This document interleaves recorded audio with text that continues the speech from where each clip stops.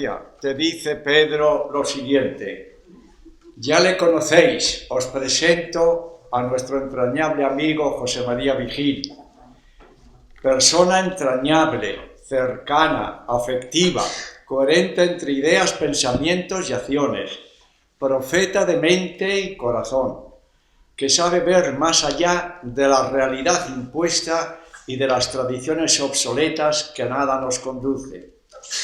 Le encanta la naturaleza, siempre inquieto por saber, conocer, investigar, saber discernir muy bien el misterio de la vida. Persona dialogante, muy dialogante. Nunca impone sus criterios, siempre ofrece sus opiniones.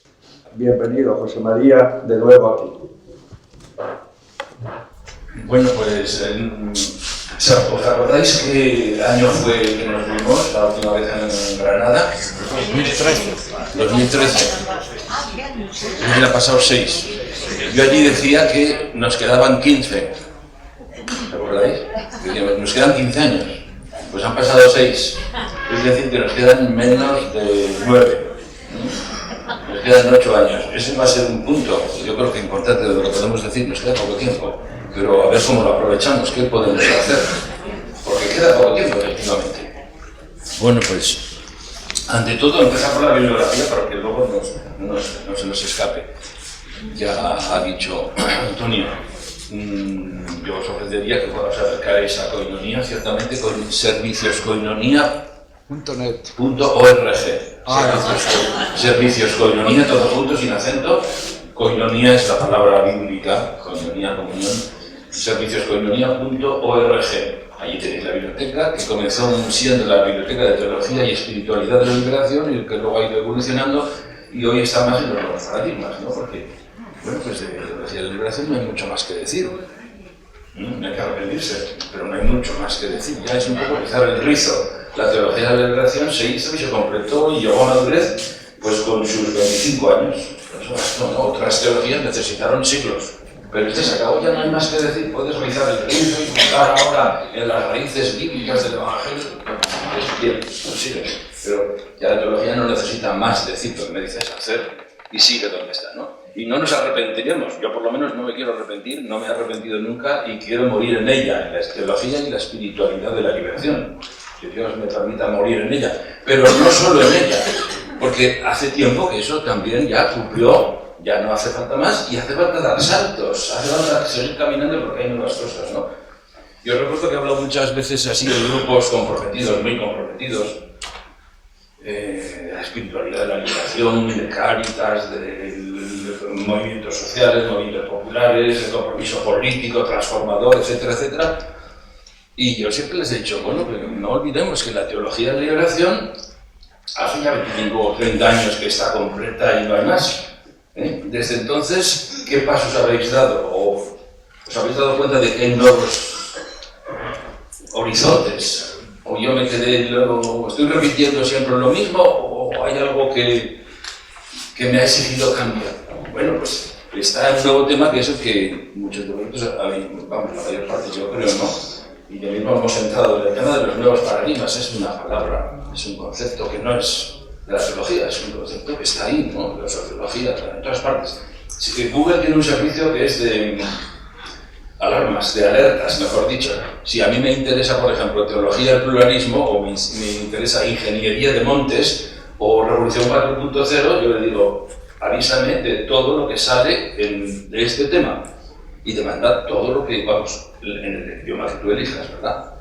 Pues, por ejemplo, Revolución 4.0, yo le pulsé, porque estábamos haciendo la agenda sobre eso, y me vienen todos los días, pero de orden de 20, 30 textos en español, castellano, porque no le he pedido en otros idiomas, ¿no? Pero todos los días está escribiendo sobre eso.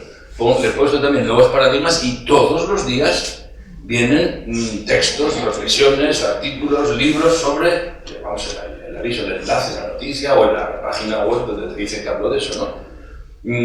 Sobre nuevos paradigmas.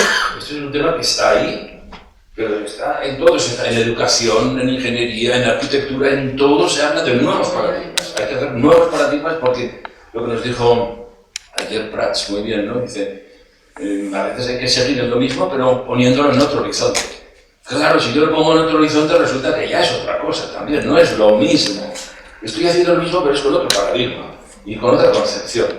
Bueno, pues sobre eso, en Koinonia, en el portal de Koinonia, abajo, en el portal de Koinonia, abajo a la izquierda, hay una casilla, una de las casillas dice bibliografía sobre nuevos paradigmas. Pero dice bibliografía en línea sobre nuevos paradigmas. No están allí los libros, muchos libros que se puede hablar sobre nuevos paradigmas, sino los que están en la red, en internet, que puedes bajar. Porque una bibliografía es muy bonita darla, pero vete a buscarla a la librería y comprarla, o vete a la biblioteca a encontrarlo y leerlo, ¿no? Mientras que eso es ir a buscar el texto. Y está organizado según un esquema, pues práctico, se puede ver. Es un mapa, diríamos, de cuáles son los nuevos paradigmas, que podría hacerse de mil maneras, pero bueno, es un esquema práctico, ¿no? Quizá medio cronológico de cómo han venido las cosas, los cambios, las nuevas visiones, las nuevas cosmovisiones, las nuevas formas de entender el mundo y por tanto de entendernos a nosotros mismos y por tanto también nuevas formas de entender lo religioso. Esto choca con lo que habíamos dicho siempre, con lo que nos enseñaron de siempre, que lo religioso no puede cambiar, porque Dios es inmutable y la Iglesia tampoco. Y la Iglesia no puede decir lo que quiera, porque tiene un capital revelado por Dios y está ahí. Y eso es dogmático. La teología antes se decía, era la teología dogmática, se decía, como esa palabra se ha ido cargando de sentido negativo, pues ya no decimos que estudiamos en aquel tiempo teología dogmática, sino teología sistemática. Es un eufemismo bueno, pero era teología dogmática. ¿Por qué? Porque es que formaba parte del ADN de la teología, que la teología no tenía más que explicar lo inmutable. Entonces, por defecto, no por omisión o por genética, llevamos dentro una tendencia, una epistemología instalada, ya previamente built-in, ¿no? Instalada, una epistemología de que lo religioso es intocable, no puede cambiar. Hoy, sin embargo, la ciencia y el mundo nos diría que lo religioso cambia como todo cambia, y que yo cambie no es extraño. Dice la canción, ¿no? Y que cambiemos nosotros no es extraño, y que cambie nuestra religiosidad tampoco es extraño. No, es que en el mundo y en la realidad hay algo eterno, inmutable, y eso no cambia nunca en la religión. Pues a lo mejor, si no miras bien, te darás cuenta que la religión no ha parado de cambiar nunca, y que sigue cambiando, y que somos la generación que más cambios religiosos ha vivido. Segundo, decir que estamos ante un tema delicado, los nuevos paradigmas, ¿no? No es esa regla que había en la retórica clásica de la captatio benevolencia, que se llamaba al principio, hay que suscitar el interés por el tema en el oyente, sino que efectivamente es un tema delicado, ¿no? Porque no es hablar de ciencia o de cosas que nos van para allá, o sea, que nos dan curiosidades, sino cosas que te afectan dentro. Porque toda nuestra estructura de pensamiento está edificada y tiene fundamentos, tiene los tuyos, tus fundamentos, que te los puso tu mamá, tu abuelita, la escuela, los estudios, el hecho de ser persona y vivir aquí, por osmosis, solo porque respiras el aire que respiras en esta sociedad, porque ves la televisión y lees y comentas, te está entrando una concepción del mundo. Por ejemplo, pues los famosos 2 pisos, ¿no? Los 2 pisos. La realidad es un piso, son 2 pisos. Bueno, pues todos nosotros hemos nacido, supongo, algún privilegiado o privilegiada, hemos nacido en una herencia que nos dice que esto se comprende en dos pisos, hay este mundo y el otro, ¿no? Y eso ha sido fortísimo durante miles de años. No tantos, porque este primate que somos, el Homo y la Mulier sapiens, ¿no? Y la Mulier sapiens, Mulier mujer, este primate no tiene más que 200.000 años. ¿Y las religiones cuánto tienen? ¿Cuánto tiene nuestra religión? Judeocristianismo. 4.000. 3.200. No pongas el éxodo mucho más allá. Mucha variación, ¿no? Mucha religión. Sí, pero tenemos 3.250, 3.300 años. No somos la más antigua. ¿Cuál es la más antigua? Se le echa al hinduismo, que con mucha benevolencia pues puede llegar hasta 4.500. Ya, lo que pasa es que ahí un poco estás exagerando, ¿no? Pero 4.500 años en 200.000 que tiene nuestra especie, eso es ayer por la tarde o por la noche. Eso ha empezado, acaba de empezar. Es decir, que hemos pasado muchísimo tiempo sin religiones y no nos hemos muerto. Hemos conseguido hacernos viables. Claro, la religión llegó en un momento en que necesitamos ese instrumento para hacernos viables, que fue con la revolución agraria. Pero bueno, quiere significar que es una forma de una época, y además chiquitita, la última, ¿no? ¿Qué está pasando ahora? Bueno, pues el paradigma post-religional aventura la idea, no la aventura, se trata de mostrarla y de presentarla como lógica y como probable y creíble, que estamos en un momento en que aquello que provocó la aparición de las religiones, aquello es lo que está cambiando. El neolítico ya se está acabando ahora. Claro, empezó con la revolución agraria, todos hemos sido campesinos agrarios, de mentalidad agraria, hecha con creencias, con segundo piso, etcétera, con sumisión, y ahora eso se acaba ya. A partir de la modernidad, cuando la modernidad llega a esta plenitud última y explota la modernidad en la emancipación, en la libertad, en la independencia, en los derechos humanos. Yo no soy, oh Señor, soy tu esclavo y el hijo de tu esclava. O sea, no se puede rezar hoy así, no, yo tengo mi dignidad. Si lo decimos humanamente, no, pero es que arriba sí, el que arriba es un señor y es un rey y es dueño de todos y tú no te... O sea, esa imagen de Dios ya no puede ser, ¿no? Está acabándose un periodo que es el que comenzó las religiones. ¿Qué tendría de raro? Pues que las religiones, como instituciones, que han, como formato de nuestra espiritualidad en un determinado momento histórico, al acabarse ese periodo histórico, pues se acabarán las religiones, pero no lo que vehiculaban ellas.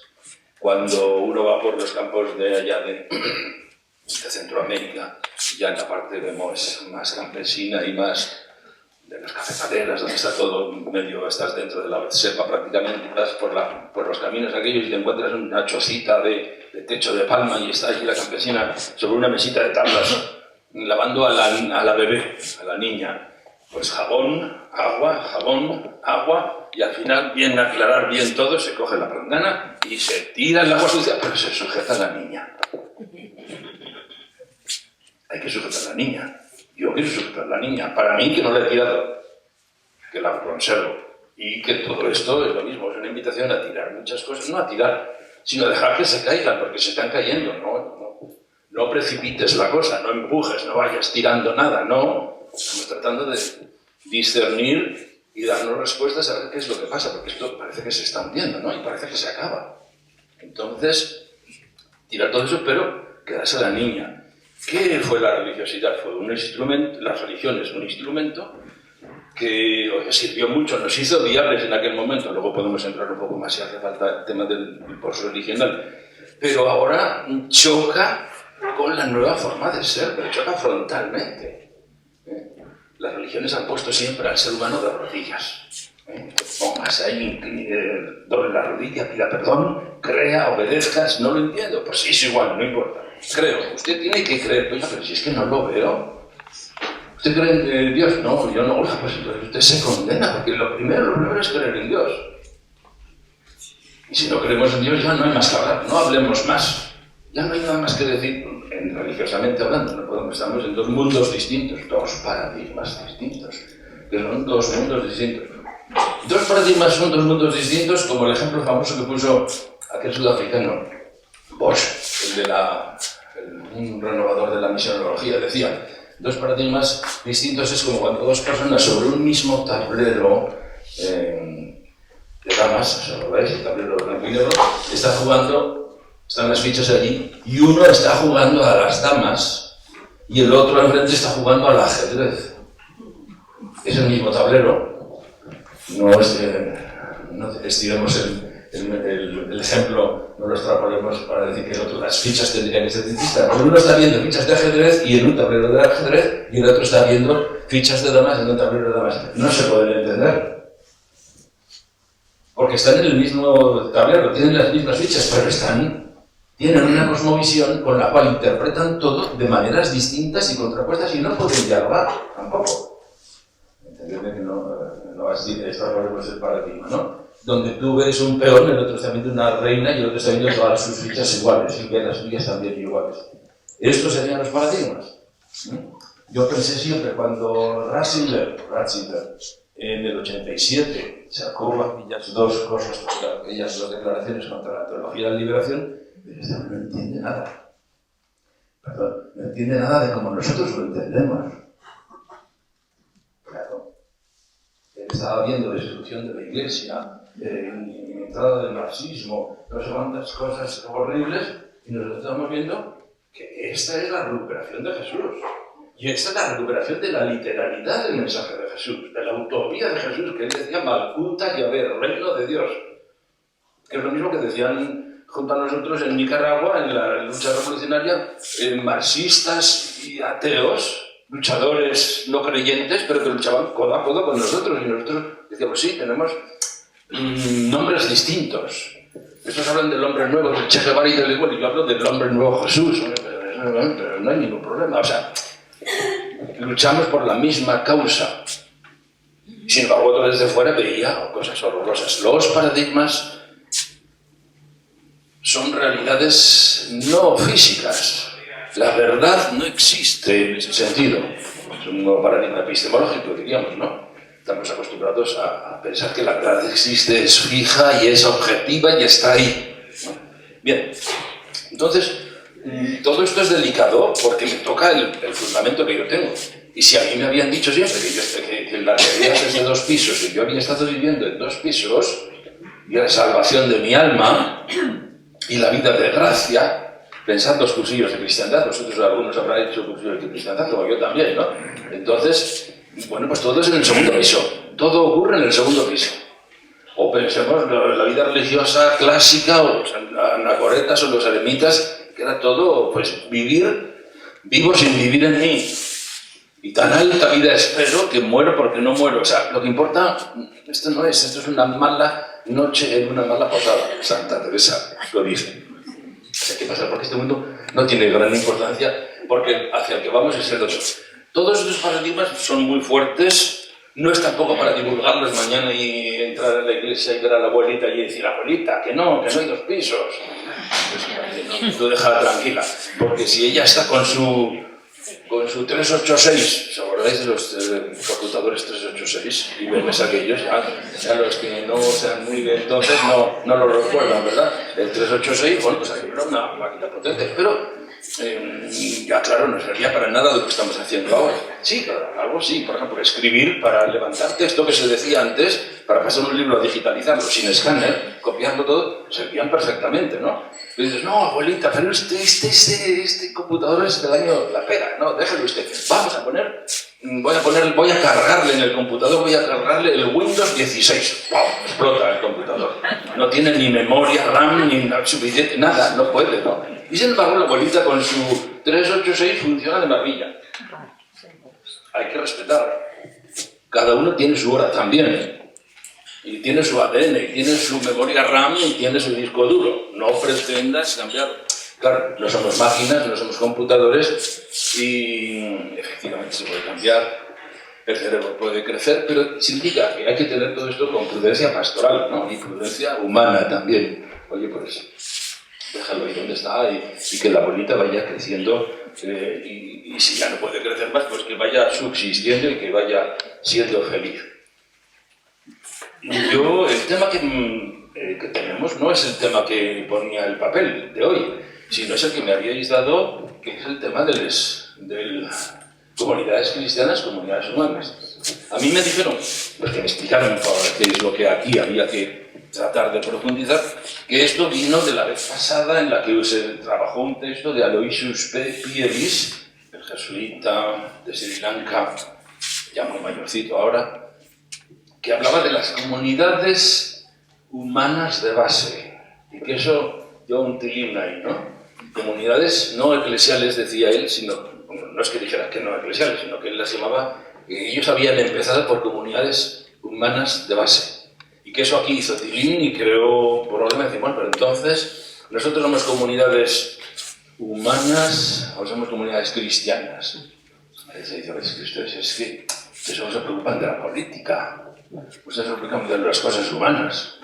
Ustedes, bueno, pero somos cristianos, pero es que lo cristiano es distinto de lo humano. Y por otra parte, nosotros todos hemos nacido en una iglesia antes del Concilio Vaticano II, donde todo era en 2 pisos, y la vida de la iglesia de lo que se preocupaba no es de estos temas que estamos hablando ahora, sino del alma, de la gracia, de la confesión, de la misa, de los sacramentos, de la devoción al corazón de Jesús, y luego después de la devoción al corazón de María. Entonces, ¿qué ha pasado aquí? ¿Por qué estamos hablando de esta manera? ¿Hacia dónde vamos? ¿Estamos perdiendo el oremus, la orientación? ¿No sabemos por dónde vamos? ¿O es que estamos yendo hacia el vacío o estamos volviendo hacia las verdaderas raíces? Porque Jesús no predicó nunca lo de la misa, ni lo de la confesión, ni las devociones, todas varias y todos los viacrucis que hay en todas las iglesias. Porque si no hay viacrucis no puede haber iglesia, templo. ¿No? Esa es la pregunta. ¿De dónde vamos? ¿Esto es una desviación? ¿Es una degradación? ¿Es una desorientación? ¿Es una recuperación? ¿Es un volver a la fuente? ¿O es que por ahí sigue el camino?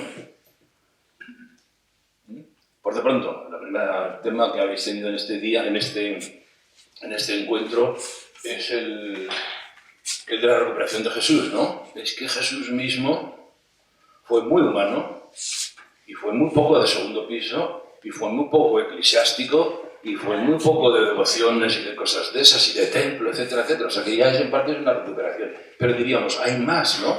Los nuevos paradigmas nos llevan más. La teología de la liberación ya nos hizo mucho más humanos, porque nos dijo que la preocupación de la Iglesia no eran confesarse y la misa y devociones y la gracia y todo, sino que era, vivir y luchar por la causa de Jesús. No se me olvida a mí todavía cuando leí esa frase de ser cristiano en Leonardo Boff, en el libro aquel de Jesucristo el Liberador. Todavía me acuerdo por dónde me entraba la luz y cómo se me pusieron los pelos de punta, porque yo tenía entonces 26 años, 27, me acababa de ordenar, había estudiado Cristología y me dieron buena nota, modestia incluida, y nunca había oído esa definición. Y el catecismo que yo estudié, como el vuestro supongo, decía, la primera pregunta del catecismo, ¿cuál era? ¿Qué es ser cristiano? Ser discípulo de Cristo por la gracia de Dios. No, ser discípulo de Cristo y estar bautizado. Bueno, pues eso lo había dicho yo siempre, pues yo soy cristiano porque soy discípulo de Cristo y estoy bautizado. Pero yo no podría decir que mi objetivo en la vida había sido vivir y luchar por la causa de Jesús. Oiga, esto es otra cosa. Responde a la misma pregunta. ¿Qué es ser cristiano? Vivir y luchar por la causa de Jesús. ¿Y cuál es la causa de Jesús? Entonces, yo me acuerdo que le decía a Casal de Liga, a mí sí me ha cambiado. Con esto de la teología de liberación, yo reconozco, no lo digo muy fuerte, pero a mí me parece que me ha cambiado la vocación. Claro, porque me ha cambiado el ser cristiano. Estoy viviendo y luchando por otra cosa. Antes nunca pensé esto, ni lo intuí, y seguía el mismo Jesús. ¿Qué había pasado? Pues que nos habían secuestrado a Jesús, ¿no? Habían secuestrado el Evangelio. Cuando recuperamos a Jesús, bien. La teología de la liberación nos vino por aquí. Nos ayudó un gran paso. Pero todavía, ya fue el paso definitivo. Ya no hay más pasos que dar. Ya nos puso en la plenitud de la humanidad. O todavía dejó una serie de cosas ahí la teología de la liberación que no sabía cómo tratar. La vida eterna, ¿qué dice la teología de la liberación? ¿Qué dice de la vida eterna? Del cielo. ¿Qué dice del alma? ¿Qué dice de la gracia? ¿Qué dice de la redención? Pues la teología de la liberación fue un boom, fue un descubrimiento, fue un nuevo paradigma, que es el paradigma de la segunda ilustración, el paradigma de la óptica política e histórica, saber leer el mundo desde la perspectiva de la historia, de que esto está cambiando, que esto es una lucha de clases, entre comillas, y que esto es el amor contra el egoísmo, y que esta lucha es histórica y hay que pronunciarse como se pronunció Jesús, y por eso te van a matar. Pero eso no es lo que nos habían dicho. Nos habían dicho que Dios envió a su Hijo para sacrificarse, para morir en la cruz por la horrible pecaminosidad de nuestros pecados personales y sobre todo del primero, que fue culpa de Eva, Y claro, quedamos todos, como dijo algún santo padre, quedamos todos en poder del diablo. La primera generación de padres de la Iglesia, luego ya se nos hemos barro un poco y dijo, vamos a crear poder del diablo. Entonces aquí el diablo sería otro Dios malo, pero Dios que tenía capacidad, ¿no? Bueno, todos esos temas, la teología de la liberación no sabía qué hacer. Y no lo ha sabido, yo creo, ¿no? La mujer tampoco sabía qué hacer la teología de la liberación. Al principio estábamos preocupados solo por la justicia, el amor, la praxis histórica, la praxis de transformación histórica, que era sobre todo fundamentalmente económico, socioeconómico y político, ¿no? La mujer no sabe oír, no sabe, no contesta. El teólogo no sabe, no contesta sobre el tema de la mujer. Luego ya se dijo, claro, es que la mujer también es oprimida. Pues ya está arreglado. Ya está arreglado. La mujer es una oprimida más. Hombre, no es una mujer, pero es una oprimida. Todo lo que decía la teología de la liberación sobre la liberación de la opresión se aplica a la mujer y ya está integrada la mujer. No, oiga, no es... Sí, eso sí, por supuesto. Pero no es eso solo. Hay más, hay muchas cosas más. Es que es otra forma de ver. Es que no solo es que la mujer también es aprendiz, sino que es mujer y que son dos mundos distintos y que todo hasta entonces estaba visto desde el punto de vista masculino. No es algo que lo metamos a la mujer en este mundo visto masculinamente y ya está arreglado, ¿no? Como la Tierra, que hizo Leonardo Boff cuando dio el cambio en el 90. Venía toda la teología de la liberación. Yo recuerdo que tuvimos una reunión en Petrópolis después con la famosa colección aquella que Ratzinger se cargó, la famosa colección que iban a salir 50 volúmenes y han salido nada más 25 porque los suprimió con toda la fuerza desde la Congregación para la Doctrina de la Fe, lo suprimió Ratzinger. El título de su primer libro, Grito de la Tierra, Grito de los Pobres. Es decir, igual que con la mujer está oprimida, pues ya está, toda la teología de la liberación la aplicamos a la mujer. Antes era solo al pobre oprimido económicamente, pues ahora es también a la persona oprimida por su género. Y entonces pues, tenemos toda la teología de la liberación bien conseguida sobre la tierra, sobre los pobres. Ahí resulta que la tierra es un pobre. Pues ya está, punto, no hay más que hablar. No. Sí, eso sí, por supuesto. Ojalá toda la teología hubiera entrado desde el principio y siguiera estando en esa perspectiva ecológica, pero es mucho más, es volver a entenderlo todo. No basta con que con cuidando la tierra estaríamos en la perspectiva ambientalista, no ecológica, ni mucho menos ecocéntrica.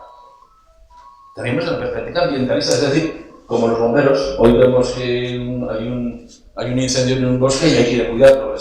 Declaramos que el parque sea declarado patrimonio nacional y vemos que los peces de un río están pues, poniendo parches como bomberos porque nos interesa el ambiente para nuestros hijos. Sigue siendo una lucha antropocéntrica. Lo hacemos por nosotros, queremos un buen ambiente, no medio ambiente, como dice un poco el chiste Leonardo Boff, ¿no? No queremos medio ambiente, queremos el ambiente entero. Sí, no es eso. Es que es empezar a pensar no teocéntricamente, sino ecocéntricamente. Bueno, son la historia de los paradigmas que nos han cambiado, que nos están cambiando y que no sabemos hasta dónde nos va a llevar. Yo estoy queriendo hacer ese recuerdo de que no todo es teología de liberación. Perdón, que todo tiene que ser liberador, pero que hay más perspectivas, hay más niveles, hay más factores que nos están influyendo y que no se pueden dejar a un lado, ¿no? Es muy bueno y yo os animaría, y yo me animo a mí mismo a permanecer fieles a la espiritualidad de la liberación y a seguir viviendo y luchando por la causa de Jesús, pero enmarcándolo ya en esos nuevos paradigmas grandes, ¿no? Por ejemplo, tiene que ser una teología de la liberación sin dos pisos, porque si no, la teología de la liberación no entró en ese tema. El nuevo paradigma de los dos pisos o de la modernidad es lo que nos hace descubrir que, claro, que no hay dos pisos, que la modernidad es salto que la humanidad da para descubrir, cuando descubre que no hay dos pisos, sino que todo está aquí. Y os acordáis del libro de Lenaers. Se puede pronunciar Lenaers porque no es inglés, no es Liners ni es Lenaers porque es un flamenco. No sabemos cómo se pronuncia en flamenco, pero lo estamos viendo por todas partes un poco como Lenaers. Lenaers jesuita, 95 años ya. Wikipedia, y lo pone, ahí está, y le veis la foto. Que me decía que estos días tengo un correo ahí de septiembre pasado que me dice lo que necesitamos es realmente llegar a formular la nueva formulación del cristianismo en lenguaje de modernidad.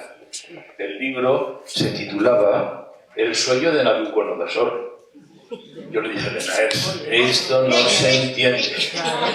Esto va a echar para atrás los... Digo, por favor, yo te lo aconsejo. En español, vamos, si no tienes un inconveniente, cambiamos el nombre. Entonces, otro cristianismo es posible porque fue escrito en aquel momento aparecía el lema, otro cristianismo es posible. Pero el subtítulo dice, fe en lenguaje de modernidad.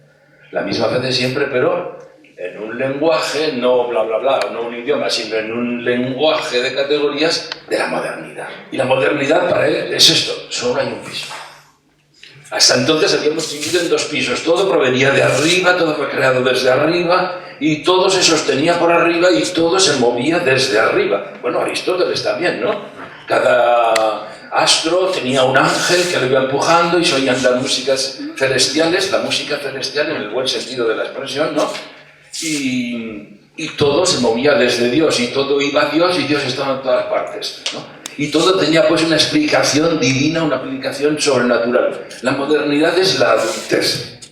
Cuando eso el humano dice, vamos a ver, vamos a partir de cero. Y Descartes dirá, bien, tíralo todo a un lado y voy a empezar de cero. Pienso, luego existo. ¿Esto lo puedo dudar?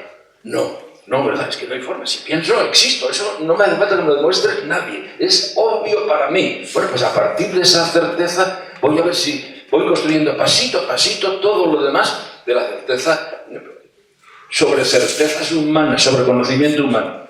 Entonces, el primer piso está siendo ese, y entonces significa que no hay otro piso arriba que explique con sus misterios nuestras incertezas, sino que no hay, está todo aquí. Entonces, en ese libro, si os recordáis, parte de esa tesis, no hay dos pisos, hay que suprimir ya esa imaginación de la corte celestial de Dios con sus santos ahí arriba, como un señor, como es una imaginación, al fin y al cabo, agraria.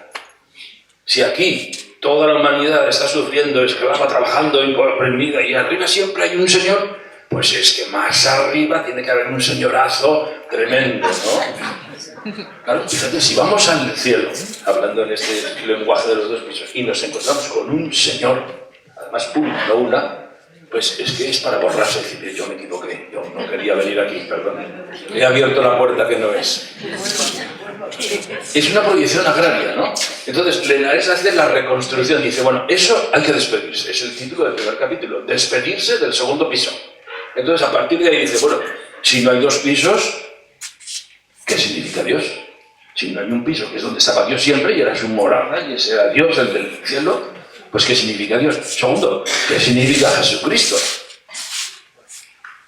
Porque si no puedo decir que ha venido un Dios a encarnarse en el seno de una virgen y nacer Jesucristo, porque no ha venido nadie, porque no hay segundo piso, no puede venir nadie, entonces tengo que entender a Jesús de otra manera. El que haya dos pisos puede ser de fe o es de filosofía. Nos han dicho siempre que era de fe, lo entendimos como que era de fe, nadie nos lo preguntó, nunca se planteó que si fuera de filosofía. Pero a estas alturas del campeonato, después de todo lo que ha llovido, los chaparrones que nos han caído en esta generación, somos la generación que más tormentas paradigmáticas hemos sufrido, ya... Oiga, claro, porque ellos pensaban que había dos pisos, y es que no veían más allá. ¿No? Y pensaba Aristóteles, pensaba que todas las estrellas estaban en una orbita semicircular de cristal, porque por la noche todas giran juntas. Entonces están todas juntas. Es que todas las noches igual, todas las noches igual, todas las noches. Están en una esfera de cristal, la séptima. O sea, ¿por qué a veces nos vamos al séptimo cielo? El séptimo cielo de Aristóteles, no el cuarto ni el octavo, es el séptimo. Aristóteles lo pensaba así. Entonces, si ya eso vemos que, claro, cuando pasa la ciencia y ya Galileo en 1610 ya mira las lunas de Júpiter, las lunas, los satélites de Júpiter, y decía la teoría de siempre, reconocida por la Iglesia como si fuera dogmática, del gran Aristóteles, que lo divino llegaba hasta la luna. La luna todavía era de la esfera divina. Debajo de la luna, en la esfera sublunar, era lo humano, lo material, lo terrestre, ya eso es más materia, cosa mala. No, pero de arriba, cuando ya él ve la luna y ve que tiene unos cráteres y unas manchas y unas cosas, digo, nada de esfera perfecta. Ahí se les cayó. Y por eso lo castigaron y por eso no lo mataron, porque él se rindió. Bueno, necesitamos el sombrero, no sabríamos qué habríamos hecho los demás y te van a matar, ¿no? Le enseñaron las cosas de la Inquisición y le dijeron, mañana va usted al juicio. Si le dicen que no, viene aquí. Y entonces él dijo, oye, bueno, no, yo juro de todo, que dijo, pero se mueve la tierra, ¿no? Pero no se sabe si es histórico ese punto. El caso es que él, el pobre, cedió. Pero ahí, ¿por qué le condenaron? Porque no condenaban astrofísica, una teoría astrofísica, condenaban el esquema, el paradigma, la visión de lo que siempre habría creído la Iglesia y seguía creyendo y decían que estaba en la Biblia. Y decían que estaba en la Biblia. Y a Galileo le dijeron, no es usted. Jueces 10. Jueces capítulo 10. Allí dice bien claro que Josué, cuando tenía que machacar a los ismaelitas y no sé, que tenía varios ejércitos y no tenía tiempo. Bueno, no, esto es un gesto anacrónico. No miró el reloj, pero dijo, no me da tiempo. Dijo, sol, párate. Y dice la Biblia, palabra de Dios, dice que el sol se paró varios días. No sé cómo mirarían cuántos días pasaron con el sol parado, está un poco difícil. Pero después continuó. Es decir, que la Biblia lo decía. En la Biblia habían metido la filosofía, la astronomía, la cosmología de Aristóteles y habíamos pensado que era palabra de Dios. Ha habido que entrar con bisturí y nos ha costado 3 siglos. A la Iglesia le costó 3 siglos aceptar lo que decía Galileo. 3 siglos. Con bisturí para ver entonces, no, esto del que el sol gira, no, eso déjalo, esto, no, eso es filosofía del tiempo. Y luego habrá que decir machismo del tiempo en la Biblia y en los mandamientos, etcétera, ¿no? Entonces, después de qué es Dios sin 2 pisos, es quién es Jesucristo sin 2 pisos, qué es la Virgen y su virginidad, si no hay 2 pisos, y qué son los sacramentos si no hay 2 pisos, y qué es la Iglesia si no hay 2 pisos, y qué es la oración si no hay 2 pisos. ¿A quién rezas? ¿Y a quién le pides todo eso? ¿Cabe la oración de petición después de descubrir que no hay 2 pisos? Pero también entonces hay que preguntarse ya finalmente por Dios. Y si no hay 2 pisos, ¿de dónde ha venido eso y quién está arriba? ¿O no habrá? No me digas porque si me dicen que no hay Dios, entonces es que me tira la niña. No se puede salvar la niña. No se puede salvar la niña sin teos. No se puede salvar la niña sin teos. Teos es la palabra griega. Teos en latín, Dios en castellano. Pero teos, ¿de dónde viene? Theos, el griego, TH, Theos. Omega, ¿no? Omega, sí, Theos. Pues eso es anterior a Jesús. Eso es anterior al Antiguo Testamento. Eso lo configuraron los griegos, pero es anterior a los griegos. Mirad que muchísimos libros, por no decir todos, ahora empezarán a salir algo distinto en los últimos 20 años, pero hasta ahora todos los libros de antropología, incluso civiles, quiero decir, no cristianos, no religiosos, no antropología teológica, comienzan diciendo que todo comienza en Israel, lo religioso, y en Grecia, lo filosófico. Ahí empezó el mundo a pensar. Pues no es verdad. Los griegos le dieron la forma definitiva, eso sí que hay que quitarse el sombrero a la imagen, al concepto de Dios, pero ya venía de antes. Y hemos estado muchísimo tiempo más sin Dios que con Dios. Tenemos 200.000 años, 150, que también aparecieron hace 2 años, esas huellas, esos yacimientos arqueológicos en el norte de Marruecos, que decían que parecía que había huellas humanas del Cromañón, que somos nosotros, de 300.000, 250.000 años. Bueno, es igual no es la que sea. Vamos a seguir con los 200.000 como símbolo. Pero tenemos los 70.000 últimos años pues bastante datados por la arqueología, de que hemos exhibido, este planeta ha mostrado una conducta pues muy religiosa. No religional, perdón, no de las religiones, pero sí espiritual, muy espiritual, muy unidos con la naturaleza y con muchos símbolos religiosos, o sea, una religiosidad, espiritualidad intensa.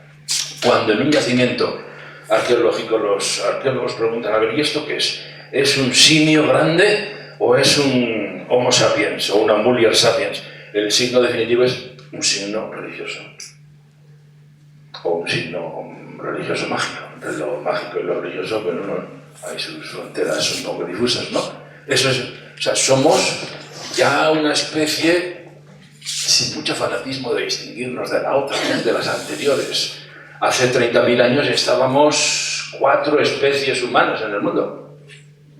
Los neandertales, los últimos que han desaparecido, o que hemos desaparecido, en Gibraltar, están los últimos restos más cercanos a nosotros, probablemente aparecerán en algún otro sitio, pero hoy por hoy el último vestigio cronológicamente hablando de los neandertales está en Gibraltar. Pero hace 50, eso es hace 30.000 años, pero hace 50.000 años había 4 especies de homos todavía vivientes, ¿no? El florensis, el cromañón, el neandertal, y el tercero es el hombre de Java, no sé cuál es el nombre exacto de aquí. Estábamos ahí y esos también esos tenían alma o no tenían alma. Esos tuvieron Eva o no tuvieron Eva, que les destruyera el camino, les desviara el camino. ¿Necesitaban redención o no? Un paréntesis. Exoplanetas significa planetas de sistemas no solares, ¿no? El solar. Nunca habíamos pensado que hubiera. Nunca se pensó, nunca se buscaron y nunca había métodos para buscarlos. Ahora empieza a verlos, porque ya no los usamos nosotros, sino que ponemos al computador en el satélite y se pone el computador y el computador está revisando todos los píxeles. Y cuando ve que aquí hay un puntito negro, y luego es aquí, luego es aquí, luego es aquí, algo se mueve, algo está pasando delante de la estrella, que es una cosa mínima, que no tiene luz además, luego entre toda la estrella, eso es imposible de ver con esto, por supuesto, pero imposible con los satélites normales, con los telescopios normales, pero con esto sí. Entonces empezó a descubrirse el primer exoplaneta en el 96, hace 4 días. Ahora tenemos ya más de 5.000. Y todo es mirar eso de cuáles de estos exoplanetas están en la zona de la vida, que permiten que el agua esté como hielo, como líquido y como gaseoso. Porque ahí puede haber vida. Vida como la que conocemos, claro. Es la única que conocemos, pero solo habrá una vida. En estos exoplanetas dicen, ¿habrá alguien más? ¿Estamos solos? ¿Estamos solos o estamos acompañados, aunque no nos hayamos encontrado todavía? Bueno, los científicos están diciendo, lo habéis leído todos, ¿no? Que no es que sea probable, es que es cierto. O sea, todavía no lo conocemos, pero estamos seguros de que los hay. No de que hay algunos, sino que hay trillones de trillones. A todos esos también los ha salvado Jesucristo. No estoy ridiculizando, no estoy ridiculizando, estoy planteando las preguntas serias de la teología. Porque desde siempre hemos dicho que Jesús es el alfa y el omega, y que todo fue creado por Él y para Él, y que Él es el centro de todo, y que fue creado para Él y que todo se ha entregado a Él. Óigame, ¿esto qué es? ¿Yo puedo seguir siendo persona razonando o si razono así estoy siendo blasfemo? En la visión clásica sí. En la visión moderna que busca y que se siente de hoy. Yo no soy como mi abuelo. Si mi abuelo me escuchara, creo que le daría un infarto. Pero yo sé también que si yo pudiera hablar con mi abuelo despacio y le pudiera contar la aventura que hemos vivido, las capas de la cebolla que llevo en mi alma y los recorridos, los sustos, los paradigmas, los libros que te sacuden y que no sabes por dónde salir y luego estás pensando, y luego pero entonces, oye, pero yo quiero ser persona de hoy y vivir con la fe de hoy o no. O sea, con la fe de hoy o no. Yo no me apunto a una fe que me deshumanice. Yo no me apunto a una fe ni a una iglesia ni a una religión cualquiera que no me deje ser plenamente humano. ¿Por qué? Ay, no lo sé. Pues no lo sé. ¿Podría demostrarlo? Pues no lo sé. Es que habría... Eso tendría que pensarlo más despacio. Pero es que eso ya es una cosa que se te ha hecho obvio y se ha formado parte de tu paradigma. Por ejemplo, si la mujer y el hombre somos iguales o no, no hace falta ser mujer para reivindicar la igualdad. No hace falta ser mujer para sentirse ofendido de que me proclamen allí como si no pasara nada, que Dios creó a la mujer de una costilla de Adán. Eso es ofensivo. Aparte de que es dañino. Y aparte, sobre todo, de que es falso. Yo he pedido que no pusieran esto en el público. Porque estoy hablando en confianza, ¿no? Y dispuesto a eso. Pero esto, sacas esto de frase de contexto, claro, y se arma un follón innecesario. Hay que afrontarlo si se afronta. Ya nos ha afrontado alguno. Pero cuando haga falta, ¿no? Fijaros, muchas de las creencias que llevamos encima del patrimonio que la religión, las religiones, y la nuestra en concreto, ha ido acumulando y viviendo durante tanto tiempo, son, en primer lugar, hoy día sabemos que son falsas o no históricas, ¿verdad? No hubo sexto día. No fuimos creados en un día. Dios nos creó al Homo sapiens. Por lo menos hubiera creado al Australopithecus afarensis del siglo de hace 7 millones, del cual derivamos. Lo más sería eso. Pero si Dios hubiera creado algo, sería, que tenga que ver con nosotros, sería la primera ameba. La primera célula donde germinó la vida, aquí en este planeta, hace 3.500 millones de años. Eso han tenido un sentido para salvarlo con la ciencia. ¿No? Pero acumulamos un sinfín de leyendas que dicen, pero no se ponga usted así, tampoco es para tanto, porque al fin y al cabo eso ya lo sabemos hace mucho tiempo. Ya sabemos hace mucho tiempo que los 7 días no son 7 días de la creación. Bien, o que modernos que somos, porque ya, yo lo pensé cuando ya en teología, en el cuarto de teología, y decimos, pero díganos ya, ¿es la creación tal como la dice el Génesis? ¿Fue así o no? Dice, no fueron 7 días, porque días a lo mejor significa periodos, ¿verdad? 7 grandes periodos, no sabemos de cuánto ni de cómo, que Dios, ya nos hemos curado del mito. No, te lo llevas enterito a tu casa, el mito. Lo sigues teniendo. Sigues pensando que hubo alguien siempre, que era el Teos, que estuvo solo toda la eternidad, desde menos infinito hasta el punto cero. Y estaba solo. Oiga, ¿y eso es filosofía? ¿Eso será teología? ¿Eso será Biblia? Ciertamente es. ¿Eso es necesario para salvarse? ¿Eso es necesario para ser persona hoy y poder ser creyente? ¿O si yo dudo de eso, usted mal, no, usted está confundiendo la fe, usted está destruyendo la religión? Y además, ese señor era un creador y era un señor. Oiga, ¿usted sabe lo que está diciendo? Que fuera señor es lo que decimos, proyección agraria pura, ¿verdad?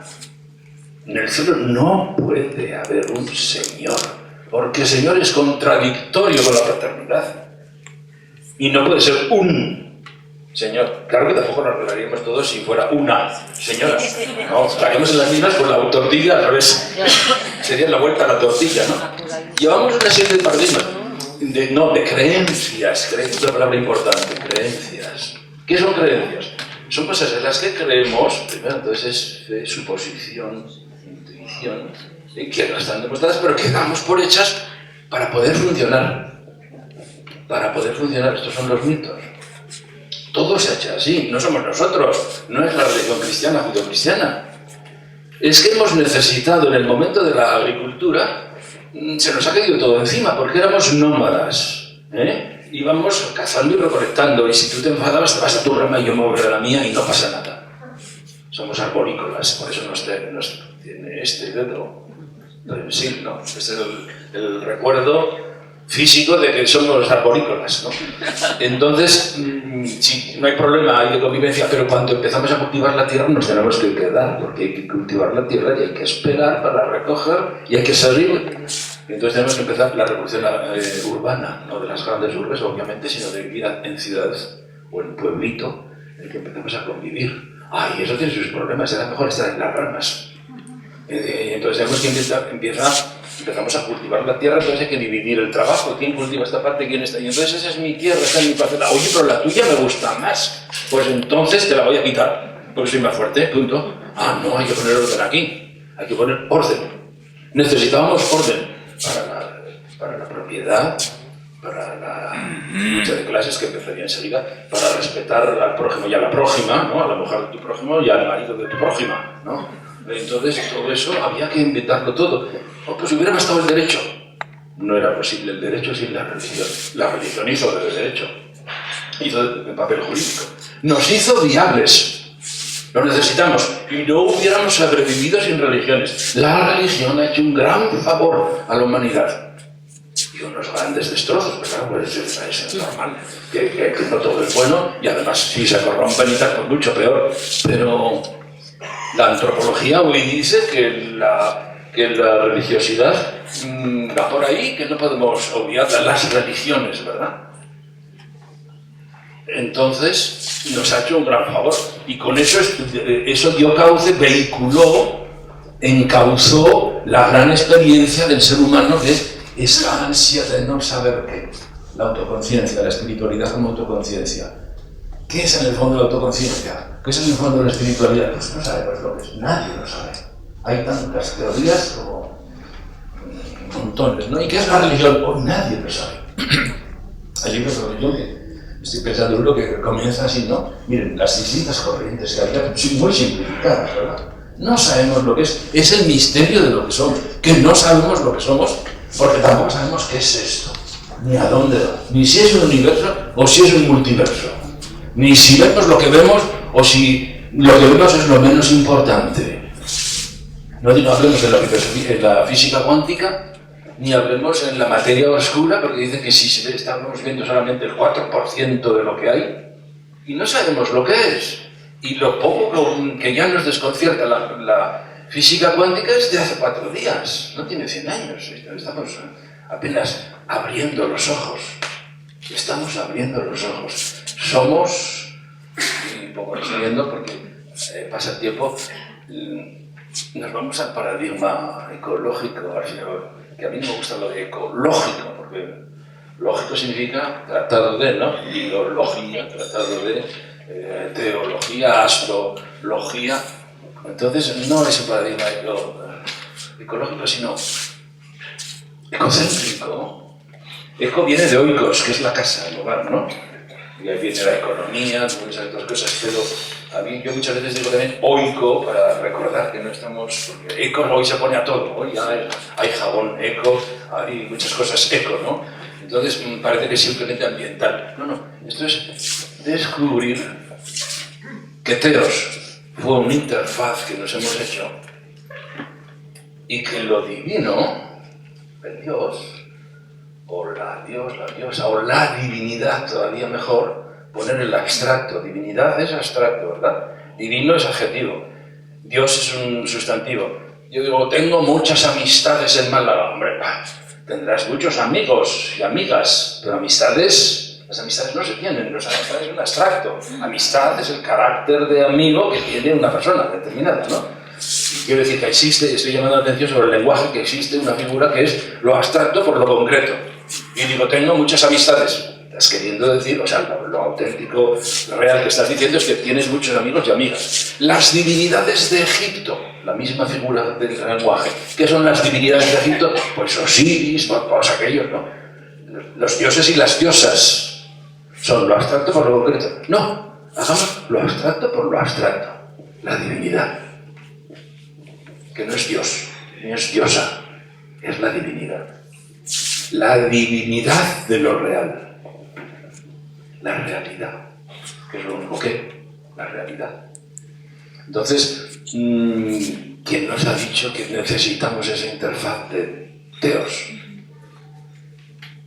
Teos sería una interfaz que yo me hago. Interfaz, que es en computación, interfaz es todo eso que hay en la pantalla, es el estilo de manejar para que yo pueda manejarme, porque no, es que tengo un documento y voy a mirarlo, está en el disco duro y mira, ¿ves con lo que pone el documento? Mira, no, tú estás leyendo la pantalla, ese no es el documento está en el disco duro.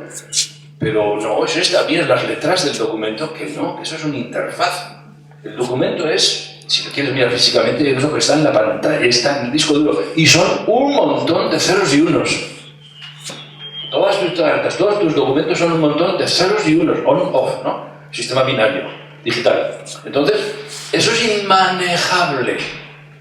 ¿Cómo podemos manejarlo? Haciendo un interfaz entre yo y la computadora. Entonces, para que yo pueda manejar todos los ceros y unos que hay ahí, que son documentos, fotos, archivos, entonces para eso me hacen una pantalla y me dibujan una carpetita. Ah, esa es la carpeta donde tengo los documentos. Pues que no, que mira bien, la pantalla son unos cuantos píxeles en forma de carpeta. Y luego cojo el archivito ese es el documento que lo quiero pasar a esta carpeta. Lo arrastro, lo pincho, lo arrastro, lo dejo caer y en ese momento en el Windows 7, os acordaréis, aparecían las dos carpetas, un cuadro de diálogo con las dos carpetas y iban pasando las hojitas. Y dices, ¿ves? Estas son las hojas de mi documento. Hombre, no, que no son las hojas de tu documento, esto es una ficción. No, que eso se está copiando y en cuanto se deja copiar, dejará. Pues sí, pero no. Sí, en cuanto que me da un mensaje, me sirve para saber que se está copiando el documento. Sí, es verdad, pero no es verdad. Eso es una interfaz. Para que yo lo entienda y yo lo pueda manejar, pero es un símbolo, no es la realidad. Las religiones son una interfaz.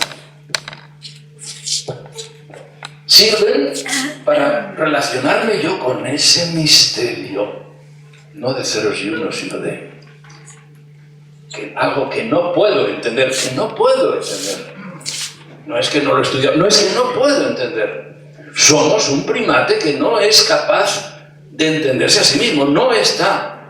Igual que ese perrito, que tiene mi hermano, y parece que solo le falta hablar. Y dices, no, pero este haría una regla de 3. No, una regla de 3 no, una raíz cuadrada tampoco, ¿no? Es que no está hecho para eso. Y es inteligentísimo, pero es con otra inteligencia. Nosotros somos el ser, por ahora, más inteligente en nuestro tipo de inteligencia, que hay muchas inteligencias, dejamos eso a un lado, pero no estamos capacitados. Y el gran dilema para Freud y para otros decían que el gran problema de la humanidad es la angustia de no saber qué somos, ni de dónde venimos, ni a dónde vamos, ni qué es esto, ni qué es lo que sirve, ni cómo habérmelas yo con las pulsiones, con los valores que hago yo aquí. ¿No? Esa es la... Entonces, eso que no hemos manejado, lo hemos arreglado creando nosotros, no de fábrica, no vino de IBM, vino de nosotros, el interfaz. Un paradigma nuevo, epistemológico. La religión es cosa nuestra. Es decir, la hemos creado nosotros. No ha venido de arriba. Si yo estoy todavía en el paradigma de que pienso, porque me lo dijeron así siempre, y así lo mamé, y así lo viví, hubiera estado dispuesto a dar mi vida por eso, de que esto viene de arriba, porque fue escrito por Dios, entonces yo no puedo tocar nada, yo no he hecho nada, eso es de Dios. En aquella última reunión todavía yo me acuerdo del ejemplo que dio Monedero, no sé si os acordáis vosotros, que dijo, ¿os acordáis de lo de las tablas de la ley? Que bajó Moisés con las tablas, se las enseñó a los otros y dijo, ya está resuelto el problema de la ética. Ya, y además es la ética de toda la humanidad. Todos van a venir a aprender lo que es los valores de la ética del ser humano. Pero los de aquí están los 10 mandamientos, todos estaban los israelitas, todos así serios, y ninguno se alegraba, hasta que uno dice, es tu letra. Es nuestra letra. Ese chascarrillo hay que ponerlo en algún frontispicio teológico. Ese chascarrillo es muy bueno, es nuestra letra. Todo lo hemos hecho nosotros, claro.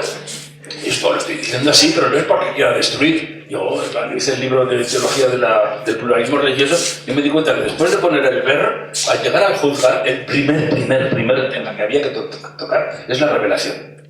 Claro, si eso no lo arreglas, si no lo entiendes bien, sino desde varios puntos de vista. No vas viendo que efectivamente habíamos inflacionado la revelación y habíamos pensado que era un revelar, correr el velo, porque entonces vino Dios y dijo, mira, ahí está todo.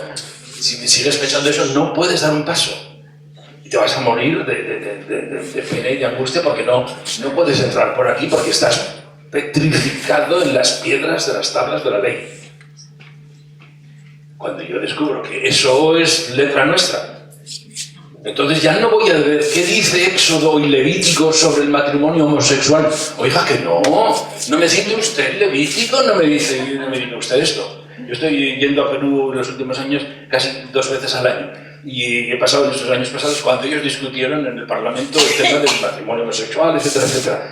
Y entonces la derecha religiosa diciendo, no, esto no se puede tratar en el Parlamento. ¿Pero por qué? ¿No somos soberanos?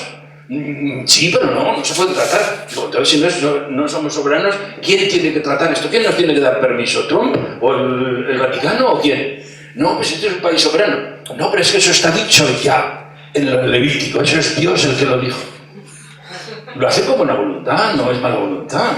No es que están tratando de vestir con ropaje religioso algunas intenciones socioeconómico-imperialistas, no. Es que piensan así, ¿no? Entonces, analice usted esa moral a la que usted apela para imponernos ahora y privarnos, imponernos una moral y privarnos de decidirla, no es más que la moral de unos beduinos, unos grupos beduinos de hace 33 siglos que resolvieron esto, oiga, y me quitó el sombrero. Con eso salieron adelante. En aquel momento quizá no vamos a discutir eso, pero eso cumplió su papel. Pero usted no me puede privar a mí, a nuestra sociedad, de decidir, porque ahora nosotros estamos aquí. Si usted piensa que ya lo resolvió Dios con aquellas tablas, pues entonces sí, oiga, estúdielo bien, porque mientras no va a poder dar un paso. Son paradigmas todos que se juntan, que se conectan, y si no das un paso aquí, no puedes dar otro paso por allá. Y si ese es uno de los primeros, si no desbloqueas eso, no desbloqueas lo otro. Entonces, vais viendo, estos son todos los temas que, no, es un salpicado de temas. ¿Dónde estamos ahora y hacia dónde iríamos para aterrizar y concluir, ¿no? Yo veo que hay muchos grupos y estoy admirado de que las comunidades cristianas populares en España son uno de los focos más avanzados. No es por echarles un farol, digo una flor, no. Luego ya podríamos hacer un concurso a ver dentro del Estado español a ver quiénes están, porque hay las de Zaragoza, las de izquierda chica están muy avanzadas, ¿no? Primero hay que respetar a quienes todavía, pues eso, bueno, o sea, yo es que no lo estudié bien, no me leí bien el libro de Linares, ni el de Spong, ni nada, y no me doy cuenta, y eso del posteísmo a mí me parece una blasfemia. Tranquilo, no pasa nada, no te asustes y además puedes decirlo, no pasa nada, ¿no? Bueno, yo el último que recomendaría es, ¿dónde dejé yo? La poesía que Deme publica en la revista que me dieron el otro día. La he bajado y no la encuentro ahora. Allí está, sí. Me la acercas. Para ver que todos vamos avanzando y que... Bueno, pues yo le dije a Deme, digo, por favor, pásame esto, pero en artículo, en prosa, no en poesía, en prosa y con notas, ¿no? Ateo, gracias a Dios. Deme. Del solo Dios basta teresiano al Dios ha muerto nietzscheano. Hay muchos dioses por medio confundiendo a Dios con la palabra Dios. Esto no lo puede decir cualquiera, esto no se puede decir en una homilía normal, porque se te levanta el público. No, es una broma. Aunque no haya un Dios ahí arriba, que es el título del libro segundo de Spong, hay muchos dioses aquí abajo. Ateo de muchos dioses, sin dioses ni amos, no hay blasfemia que ofenda, ni ateísmo que niega a ningún dios. Este es uno de los temas fuertes, el posteísmo. Y en general nos cuesta mucho y es normal y no es necesario pasar, pero sí, para cualquier persona que quiera tener empatía con el mundo de hoy, con la crisis de la Iglesia, con la crisis de las religiones, con la crisis, entre comillas, de la fe de los hijos, si no se confronta con este paradigma, lo va a tener muy difícil. No digo que se pase a este paradigma. A mí, después de estudiar esto, puedo decir, no, pues yo realmente cuando rezo, yo prefiero llamarle así como si estuviera en el segundo piso, pues vale, ¿de acuerdo? Para tú pero que tú entiendas que eso es una interfaz, eso es importante. Y cuando entonces mi hijo me dice a los 20 y tantos años que él no cree en Dios, yo personalmente, José María Vigil, le diría, yo tampoco creo en Dios.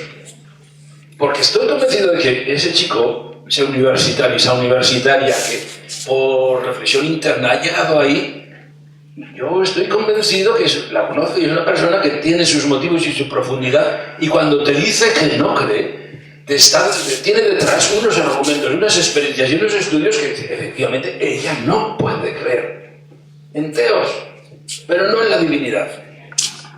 La divinidad puede, y a lo mejor la siente mucho, la siente tanto como yo o más, pero Dios no tiene por qué ser una persona.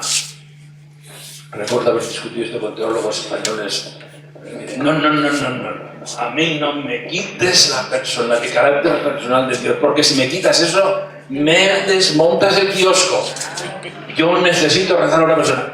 Vale, me quito el sombrero, tú sigue por favor, sigue por ahí. Yo creo que como teólogo deberías comprender a los otros. En fin, si tú ya no quieres y por tu sensibilidad interior quieres ser imposible, no pasa nada, ¿no? Más se perdió en Cuba, no pasa nada. Pero si quieres estar avanzado en ese diálogo con los demás, y no es diálogo, sino que es pensar y vivir como comunidades también humanas. Hay comunidades humanas que están luchando por la causa. Ayer aquí se nos decía, yo soy agnóstico. ¿Y qué pasa entonces? Nosotros no, nosotros somos todos teístas. Yo también. Una cierta dosis y una buena dosis de agnosticismo nos vendría muy bien, para no decir tantas barbaridades como hemos dicho sobre Dios. Habiéndonos aplicado todos los verbos posibles, ¿no? Dios piensa, Dios dice, Dios estaba, Dios dijo, Dios pensó, Dios proyectó, Dios creó lo otro, luego se ofendió, luego se desenfadó, luego envió, luego dijo, todos verbos antropomórficos. Todos son verbos antropomórficos, oiga, pero parece que usted se ha cruzado con Dios en el ascensor esta mañana. Usted lo sabe todo, que no. Bueno, claro, si yo estoy sustituyendo a un cura, estoy en su parroquia y la abuelita me habla así, que no digo, abuela, usted está equivocada. No, yo sé lo que dice, yo lo he vivido, no me pasa nada, no me escandalizo, ni siento necesidad de decirle. Hombre, si se tercia un poco, si ella pregunta y eso, diría yo, ¿verdad? Pero no hay que empujar a nadie. Mientras sigamos instalados mayoritariamente, como está la Iglesia oficial, por ejemplo, en el teísmo puro y duro, pensando que sacar el pie de la alforja de ese concepto filosófico es perder la fe, pues no puede dialogar. No puede dialogar. La ciencia está dialogando, es quizás lo que más dialoga. Y además, con la mayor humildad que nunca hemos tenido en la ciencia teológica. La ciencia está viendo y dice, este es lo que estamos viendo hoy. Pero a la vez que te dice eso, te dice, hoy estamos esperando que salga alguien que diga, no, esto falla aquí, aquí y aquí, y lo demuestre, oh, qué bueno, sí, hemos salido del error colectivamente. Puede dialogar porque no tiene una verdad escrita en piedra y por Dios.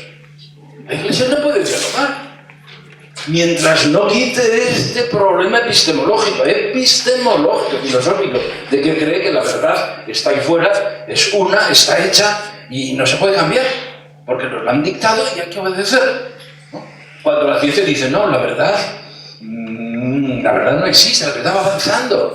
La veritas filia temporis, la verdad es hija del tiempo. Vamos viendo conforme pasa el tiempo. Y ya estamos deseando de que venga otro y nos descubra una universidad y que haya debate y diálogo para avanzar. Queremos buscar la verdad. Y en filosofía nosotros en el seminario nos enseñaron, la verdad es adecuatio, rei et intellectus. La verdad es la adecuación de la cosa, la verdad que es una cosa, y el entendimiento. Entonces la cosa es fija, ¿no? Entonces estos paradigmas, si nosotros los cambiamos, nos podemos hacer portadores, no portadores, sino dialogantes con la humanidad. Yo puedo dialogar con los agnósticos y con los no creyentes, no benévolamente como quien, no, es que todos somos en alguna manera agnósticos y convendría que fuéramos más. En el segundo libro de Lenaers, tiene aquel capítulo que dice la confluencia entre cristianismo y ateísmo. No lo he visto nunca, no lo he visto en ningún otro sitio. En la ESA es el único que yo solo he leído eso. Lo tenéis ahí, ¿no? El cristianismo estuvo diciendo durante tanto tiempo, la sociedad estuvo apartándose del no, estuvo caminando por la ciencia y la iglesia le dio la espalda y entonces pues se abrió una brecha el cristianismo-ateísmo. Durante 2 siglos hemos tenido ahí una pelea mortal. Eso se acabó ya, gracias a Dios. Por 2 cosas. Primero, porque la ciencia ya no es materialista, reduccionista, ya no es de las que dicen, ya esto solo es materia, ni solo materia, y aquí no hay nada de espíritu. Ya no lo dice nadie. Teilhard de Chardin decía aquello, Teilhard de Chardin, cuanto más estudio la materia, más descubro el espíritu. Y todavía Teilhard de Chardin estaba en 1955, cuando murió, y todavía hablaba de materia y espíritu. Hoy ya no habría que hablar de materia y espíritu. Teilhard de Chardin, muy bien, genial, fantástico, pero un jesuita de 1955. Es decir, que todavía habla de materia y espíritu, de la cristificación de Jesús el Alfa y Omega, y de que la devoción al Sagrado Corazón es la devoción de los últimos tiempos, la maravillosa. 1955. Hizo muchísimo más que nadie por avanzar, pero llegó hasta donde llegó. Hoy, Teilhard de Chardin no estaría donde está, donde lo consideran muchos de sus seguidores. Él se quedó en aquella parada, pero hoy hubiera salido. Yo no puedo, que no me quiero centrar a Teilhard de Chardin en aquella parada cuando murió. Se bajó del autobús, se quedó allí y pensamos repetir lo que dijo entonces. No, hoy ya no lo dirías. Una cabeza como esa y un corazón y una mística como esa diría mucho más. Entonces concluyo porque veo que me estoy alargando y tenemos que tener el diálogo. Solo diría, ¿dónde estamos y a dónde vamos? Yo creo que el Titanic efectivamente se está hundiendo. ¿Os acordáis de la escena que citamos ya aquella vez, verdad? Titanic, cuando se está hundiendo la cosa, el capitán les llama, les dice, echa el plano, son las 5 cámaras de 7 por 5 por 8 metros, tantos metros cúbicos, por 5 veces más, está entrando una vía de agua de tantos metros cúbicos por segundo, luego 2 horas y media. Pero ¿nos hundimos o no? Primera pregunta. En latín sería aquello que sería ansit. ¿Sí o no? Después, ¿cómo sí? ¿De qué manera será? Entonces, aquí la primera pregunta, ¿nos hundimos o no? Y el señor, aquel que había estado allí, que sabía de la construcción del barco, dice, sí, no hay remedio. Entonces, la segunda pregunta, ¿cuánto tiempo? Y dijo, 2 horas y media. Bueno, pues esto van a ser 2 horas y media, porque son 2 siglos y medio, o 100 años, lo que sé yo, pero esto va muy rápido, ¿eh? Esto muy rápido. La secularización, los templos que se cierran, los conventos que se cierran en España, me parece que son 1 cada mes. Las hijas de la caridad cierran en todo el mundo 2 casas por mes. Y nada, pues ya un montón de iglesias están. Esto va, Cataluña, hace 2 semanas dieron la estadística, que es la región más descatolicizada de España, 4% de participación entre los jóvenes. Esto va rápido, ¿no? Yo creo que esto efectivamente se va a acabar. Las comunidades cristianas populares... Se acaba. Yo dije entonces que quedaban 15 años, y ahora quedan pues 8 o 7. Entonces, como ya vemos, yo creo que, a diferencia de entonces, yo creo que ya vemos que esto realmente es una cosa, un cambio epocal. Es un nuevo tiempo axial. Es un cambio de la mentalidad. No es que no sepamos transmitir. No es, o sea, sabéis vosotros que nuestros hijos son malos. Tenéis la experiencia de decir, ¡uy, qué hijos tan buenos que tengo! Pero me han dicho, oye, esas liturgias vuestras, ni las de las CCP, yo no voy a esas liturgias. Es otro mundo, ¿no? Entonces, esto va y va. Y ya sabemos que es mayor que nosotros, que es una onda más grande y que no somos responsables. Y no tenemos vocación de salvar el mundo, ni a la Iglesia, ni a las comunidades populares, y no pasa nada, porque eso se acaba. Los claretianos, mi ganadería propia, también se están acabando en España. Todas las cosas que se han mundializado, una congregación religiosa que se fundó, pero se logró echar unas cuantas comunidades por allí, por Polonia, y luego por África, y luego por India, allí están en otro ciclo de hace 100 años aquí, entonces por ahí se van a salvar, pero no se salvan. Es decir, siguen estando en el ciclo previo a la gran transformación que se está dando. Cuando llegue esa transformación allá, pasará lo mismo, ¿no? Porque si aquí no hemos sabido, ni los jesuitas han sabido salvar esa cosa, ¿verdad? El otro día estuve con la charla ahí en Tarragona y hay 2 jesuitas ya, pero no una comunidad, sino 2 jesuitas, restos del naufragio. Bueno, esto va para allá. ¿Qué es lo que queda? Pues una cosa muy sabia y muy vieja, que es, al cabo, el ars moriendi. Ars moriendi. El arte de saber morir. ¿Cómo deberíamos morir? Pues primero, sabiendo que todo nace, todo crece, todo muere, todo cambia, y que yo cambie no es...